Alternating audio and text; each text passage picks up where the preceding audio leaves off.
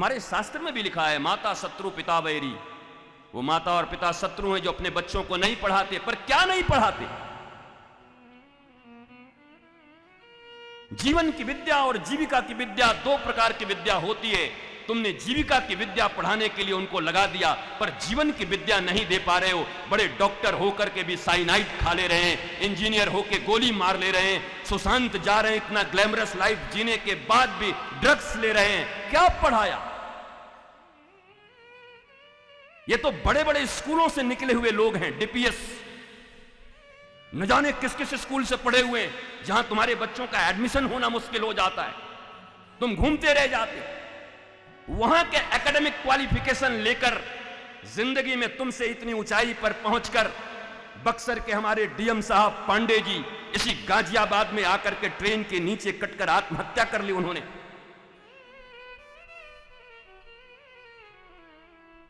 और आप अभी भी एकेडमिक क्वालिफिकेशन के पीछे ही पड़े हुए।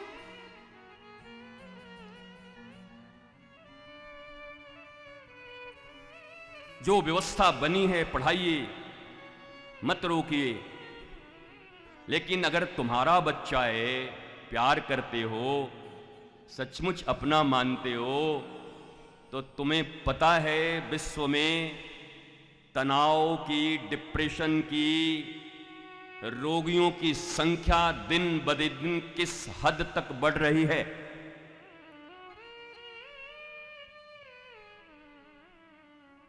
बोलो,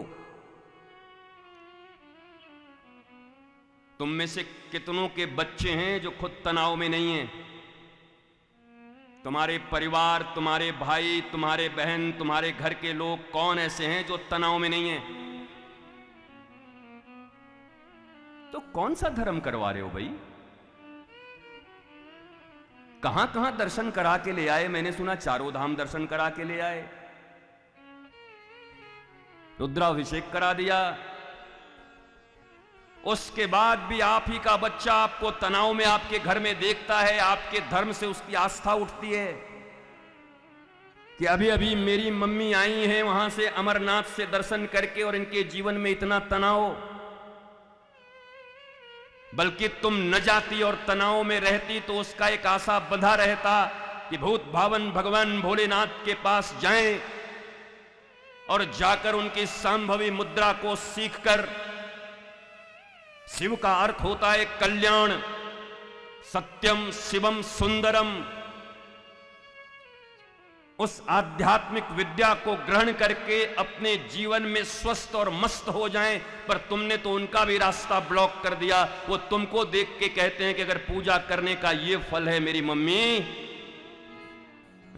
मैं ट्रस्ट नहीं करता इन सब चीजों, मुझे विश्वास नहीं। तुमने कोई बहुत अच्छा काम तो नहीं किया, और नहीं तो फिर तुम खड़े होते मुस्कुराते हुए, देखो मैं पूजा करती हूं, देखो मैं कृष्ण को मानती हूं, देखो मैं शास्त्र को मानती हूं, देखो मैं भागवत के ऊपर चलती हूं, और मेरी जिंदगी देखो, आई डोंट केयर, मैं मुस्कुराती रहती हूं, मैं मुस्कुराता रहता हूं, मैं प्रसन्न हूं, भगवान पर मुझे भरोसा है। क्या आपके लाइफ ऐसे हैं? तो अनजाने में अपने बच्चों को जहर कौन पिला रहा है, तुम या मैं? कौन पिला रहा है? कोई नहीं चाहता, सभी चाहते तुम्हारे बच्चे अच्छे से रहें, लेकिन सिर्फ चाहने से क्या होगा? सोचे, बोले पर करे नहीं, उसकी आशा फले नहीं, कर्म नहीं, चिंता सद पिछिलपुर नरक पथ, मौखिक ज्ञान नहीं व्यवहार, ऐसी शिक्षा को धिक्कार। अरे इतनो बड़ो जमाई ले रहे हो, बताओ महाराज हम कैसे कथा करें? बताओ महाराज, कोई रसिक आदमी कथा करे, कोई आदमी आ करे तो आधा जोश तो ऐसे ही ठंडा हो जाता है। बताओ कैसे करें? बहुत रसिक लोगों को सामने बैठना पड़ता है, उन्हें हम इधर ही देखेंगे भाई। अब तुम लोग मेरे कांटे पर हो, ध्यान से रहना। तुम लोगों को भी देख रहा हूं, बीच में ऐसे ऐसे कर रहे हो, अब मेरे कांटे पर। दो चार आंखें चाहिए, रसिक, त्रिषित, प्यासा, चकोर की तरह ऐसे देखता हुआ कि आज कौन सा सूत्र मिलेगा जीवन में, आज तो कुछ न कुछ होगा। अभी नाटक की बात कर रहा था, हमारे नाटकबाज हम लोग कम हैं क्या? बड़े बड़े नाटकबाज, नाटक ही तो चल रहा है। जब मैं ऐसे बोलते बोलते बोलते मैं कई लोगों को देखता हूं ऐसे ऐसे चुपचाप ऐसे ऐसे किए हुए हैं। मैं जैसे ही से देखा, वाह वाह, ये नाटक नहीं तो क्या है बताओ? मतलब खुले ही नाटक है महाराज हर जगह। और मैं चाहता हूं, क्योंकि कुंती माता कह रही हैं कि एक अच्छा, बहुत अच्छा स्टेज है और आप बेहतरीन एक्टर बनिए, खूब बेहतरीन एक्टिंग करिए। बस आपको याद रहे कि आप एक्टर हैं। अमिताभ बच्चन जब कुली में कुली बनता है तब भी उसको याद रहता है कि हमारा रेंज रोवर लगा हुआ है बाहर। उसको ये याद नहीं कि हे भगवान 8 आने का बीड़ी पी के भी घर जाना है पैदल पैदल। उसको याद है मैं अमिताभ हूं, मिलेनियर हूं। नाटक करो, अब करियो तो बता मत दियो घर में कि मैं तो नाटक कर रहा हूं, तेरे से प्यार कर रहा हूं, बेलन मारेगी उठा के, और तू नाटक कर रहा है मेरे से, बताना मत। नाटक ही है।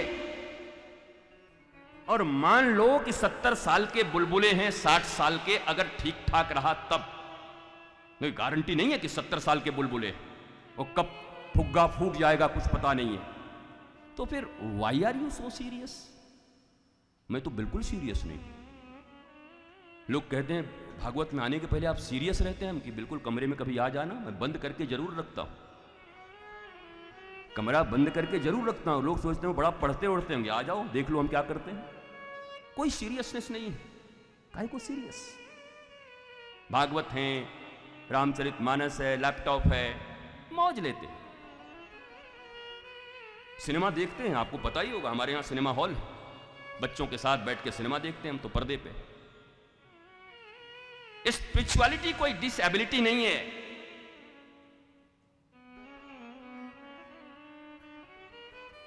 वो कोई शीशे के घरों में बना करके किसी को बंद करने के लिए नहीं बैठे हो। सनातन धर्म के संतों को शीशे के घरों में बंद करके तो यह हालत कर दिया है कि बेचारे डर के मारे बैठे हुए कि कब किसी ने एक पत्थर मारा कि हमारा गया। इतना भी क्या? और हजारों लोग होते थे। हमने कहा था पहले दिन अपने सारे सवालों को एक पन्ने में लिख लो, कागज में, अपने जेब में डाल लो, और 7 दिनों के बाद जवाब न मिले तो मेरे पास आना। पर आज तक मेरी 7 कथाओं के बाद लाखों लोग सुने, लेकिन कोई ऊपर नहीं आया, बोला हो गया काम, बन गया, बात बन गई। अभी तक तो कोई नहीं आया। अब इसमें से कोई कह रहे हैं कि इस बार रिकॉर्ड तोड़ेंगे, इसको छोड़ेंगे नहीं, वृंदावन है ये सोच रहा है कि मैं गिनीज बुक में जाऊंगा, इसको तो मैं अमूल बुक में भी नहीं जाने दूंगा। लिख ले आना, मुझे खुशी होगी। मैंने कल भी आमंत्रित किया है, आपके पास कोई क्वेश्चन हो, अच्छे हो, प्रश्न हो, पर परीक्षित की तरह हो, ऐसे प्रश्न जो सबके मंगल के। छोड़ो सबके मंगल के, तुम्हारा तो मंगल हो जाए कम से कम। अब ये मत पूछ देना आके कि शादी कब होगा।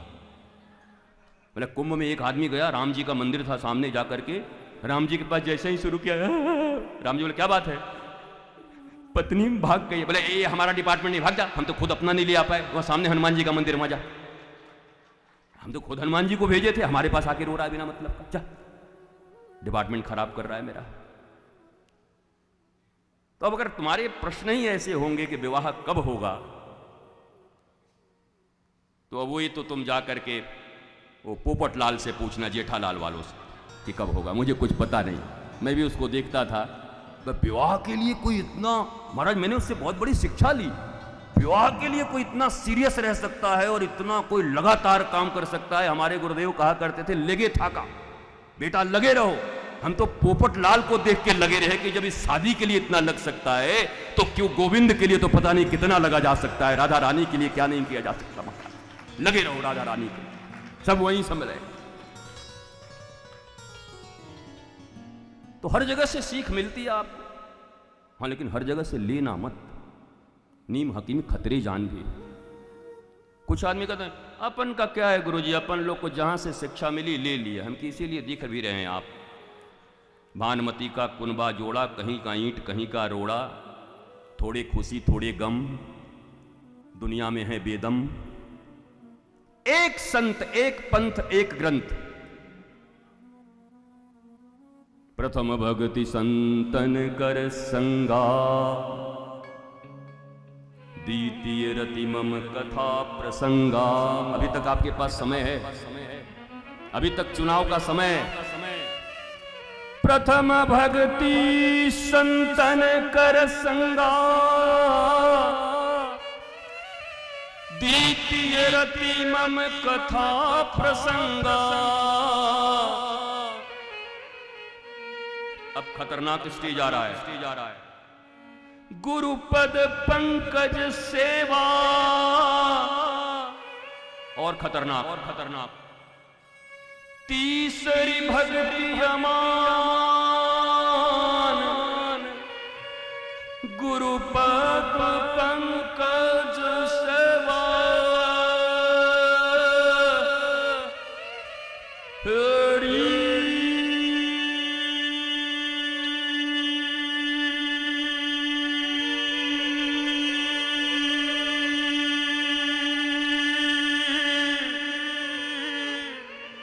गुरुपद पंकज सेवा, तीसरी भक्ति अमान री।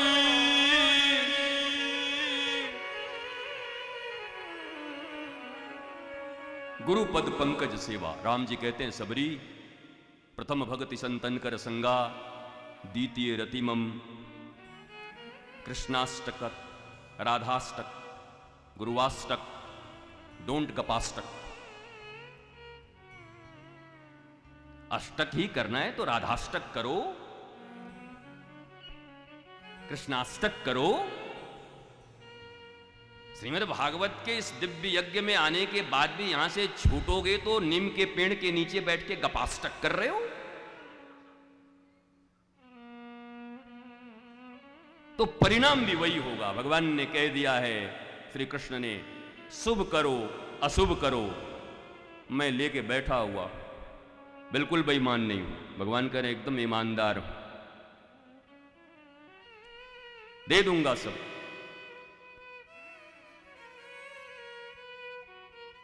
बीज पड़े और अंकुर न फूटे, ऐसा कभी नहीं हो सकता। कर्म करे और फल ना भोगे, ऐसा कभी नहीं हो सकता। कर्म करने में तू होशियार है, पर फल भोगने में बड़ा ही लाचार है। जिसने जानी है महिमा गुरु की, उसका डूबा कभी ना जहाज है।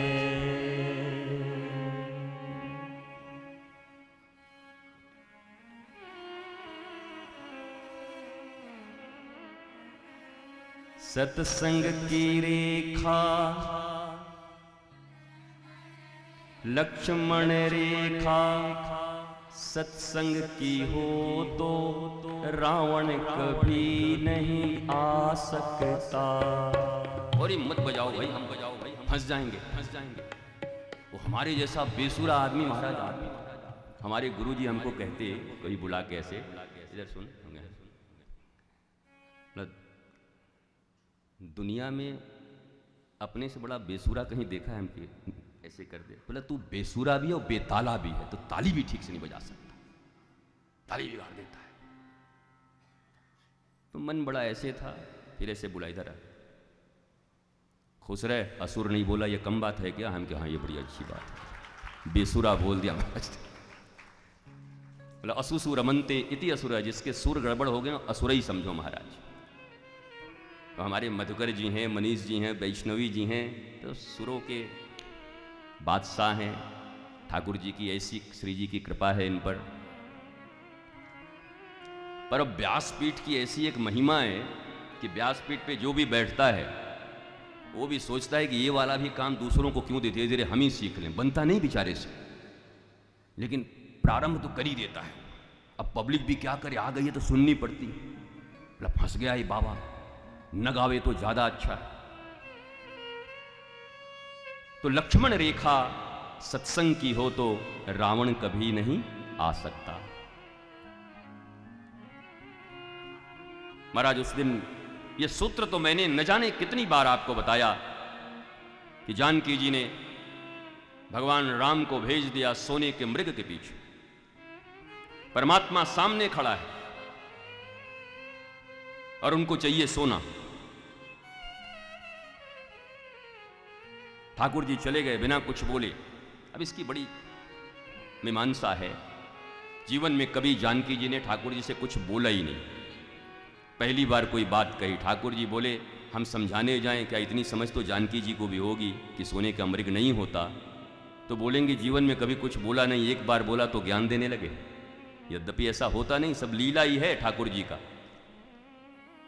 ठाकुर जी गए, गुरु रूप में लक्ष्मण को छोड़ दिया कि भाई देख, अब सोने के चक्कर में पड़ गए, हमारी भक्ति, हमारी शांति रूपी देवी जी हमको तो भगा दी कि जाओ सोना लेके आओ। तो अब तुम गुरु रूप में कम से कम शांति और भक्ति की रक्षा करना। लक्ष्मण जी खड़े हैं और फिर बात कुछ उधर बिगड़ती है। हे राम कह के वो चिल्लाता है राक्षस। और अब जब लक्ष्मण जी को कहती हैं जाओ, तो जाना नहीं चाहते।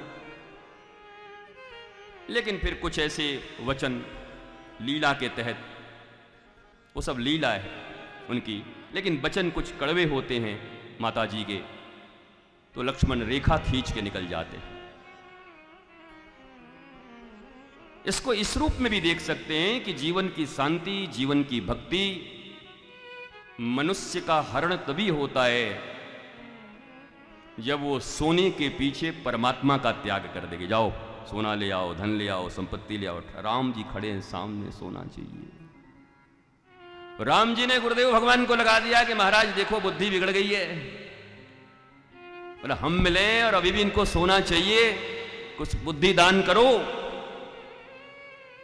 तो अब जीव ने फिर गुरु के साथ भी बकवाद तर्क शुरू किया। अच्छा मैं जानती हूं, शुरू से तुमको देख रही हूं, तुम यही चाहते हो कि ठाकुर जी राम जी चले जाएं, मेरी तरफ तुम्हारी दृष्टि ठीक नहीं लगती। ओ लक्ष्मण जी, दोनों ही जानी ना, लीला ही चल रहा है ना, लीला। देखो इसमें ज्यादा सीरियस मत हुआ करो, ये सब स्क्रिप्टेड है, तत्वतः जानते हो। फिर राम रावण का इतना लड़ाई ही की, पहले ही कह देगा जय विजय इधर आओ, पैकअप, चलो ऊपर, काम खत्म। दोनों इन्हीं के चेले हैं, जय और विजय। फिर काहे को इतना पुल बांधो, ये करो वो करो, पैकअप कर देते। तो कभी कभी कथाओं के कुछ अंशों को पकड़ के और लीला के क्रम में मुझे लगता है कि उसके बतंगड़ नहीं बनाने चाहिए। जहां तक ऐसी समझ है, पूर्ण सुनना चाहिए। आप 1.5 मिनट के 2 मिनट के किसी कट को लेकर और कहां जस्टिफाई कर पाएंगे किसी को। पूरे इस कथा से बस यही सिर्फ निकाल दो, ओ मेरे सनम ओ मेरे सनम। बोलो एक और बाबा आया फिल्मी गाना गाने वाला। लेकिन इसकी जरूरत कहां है, किस संदर्भ में कहे गए, कहां पर कहा गया, ये जो पूर्ण रूप से सुन रहा है वही समझ सकता है।